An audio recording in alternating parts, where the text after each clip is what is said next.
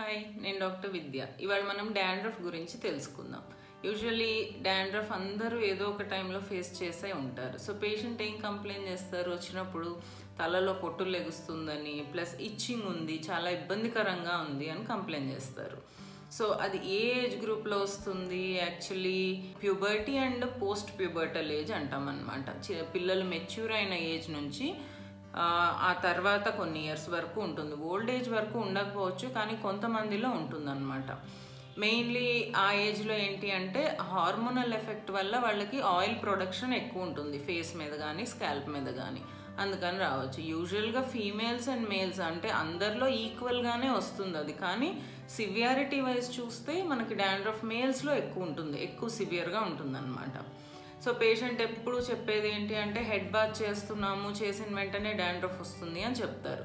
So మనం ఆ severity కూడా ఎలా చూస్తాము అంటే హెడ్ బాత్ చేసిన తర్వాత ఎన్ని రోజులకు డాండ్రఫ్ వస్తుంది దాన్ని బట్టి సివియారిటీ చూస్తాం అన్నమాట.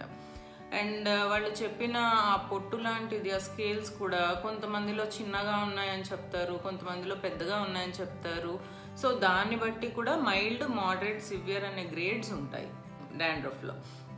వెరీ సివియర్గా గ్రేడ్లో ఉన్నప్పుడు ఒక్కొక్కసారి దాన్ని ఒక డిజీజ్ సెబోరిక్ డర్మటైటిస్ అని కూడా అంటాము. ఇప్పుడు దానికి కాజెస్ ఏంటో తెలుసుకుందాం మనం.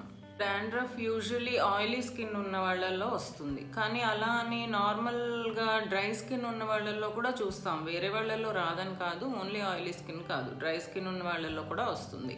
అండ్ మెయిన్ థింగ్ ఏంటి అంటే ఇది ఒక ఫంగల్ ఇన్ఫెక్షన్. మ్యాలసీజియా అనే ఫంగస్ స్కాల్ప్లో ప్రొడ్యూస్ అయ్యే ఆయిల్స్ని ఓలిక్ యాసిడ్ అనే ప్రోడక్ట్ తయారు చేస్తుంది అనమాట, ఆయిల్ని బ్రేక్ చేసి. సో ఆ ఓలిక్ యాసిడ్ వల్ల మనకి డాండ్రఫ్ వస్తుంది. అండ్ అదర్ కాజెస్ ఏంటి, సమ్ టైమ్స్ మనకి సీజనల్ వేరియేషన్స్, వింటర్లో డాండ్రఫ్ వస్తుంది, ప్లస్ పర్సన్కి స్ట్రెస్లో ఉన్నారనుకోండి దానివల్ల కూడా డాండ్రఫ్ రావచ్చు. అంటే సైకలాజికల్ ఇన్ఫ్లుయెన్స్ కూడా ఉంటుంది డాండ్రఫ్ మీద.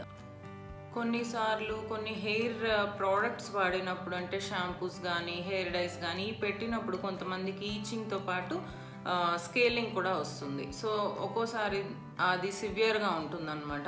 దాన్ని మనం కాంటాక్ట్ డర్మటైటిస్ అంటాం, అది డాండ్రఫ్ కాకపోవచ్చు. నెక్స్ట్ థింగ్ ఏంటి, ఇమ్యూనలాజికల్ ఫ్యాక్టర్స్ కూడా ఒక్కొక్కసారి డాండ్రఫ్కి కారణం అవ్వచ్చు.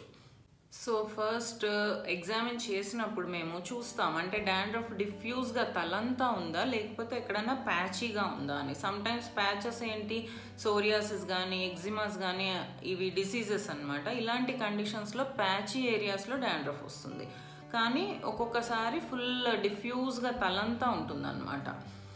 అండ్ నెక్స్ట్ థింగ్ ఏంటి అంటే యూజువల్గా వర్టెక్స్ అంటే టిప్, ఈ ఏరియాలో డాండ్రఫ్ ఎక్కువ ఫామ్ అవుతుంది. సో మనం డాండ్రఫ్కి తీసుకోవాల్సిన జాగ్రత్తలు, డాండ్రఫ్ ఉన్నప్పుడు తీసుకోవాల్సిన జనరల్ మెజర్స్ ఏంటి అంటే ఫస్ట్ థింగ్ ఏంటి, ఆయిల్ అప్లై చేయకండి తలకి. ఫంగల్ ఇన్ఫెక్షన్ ఉన్నప్పుడు ఈ ఆయిల్ ఇంకా స్టిమ్యులెంట్ లాగా పనిచేసి డాండ్రఫ్ ఎక్కువ అవుతుంది. సోప్ పెట్టడం అవాయిడ్ చేయండి. సోప్ వల్ల ఏమవుతుందంటే ఒక డర్ట్ లేయర్ ఫామ్ అయిపోతుంది తలలో, సో దానివల్ల కూడా డాండ్రఫ్ ఇంక్రీజ్ అవుతుంది. అండ్ థర్డ్ థింగ్ ఏంటి అంటే at least weekly 2 times head bath చేయండి.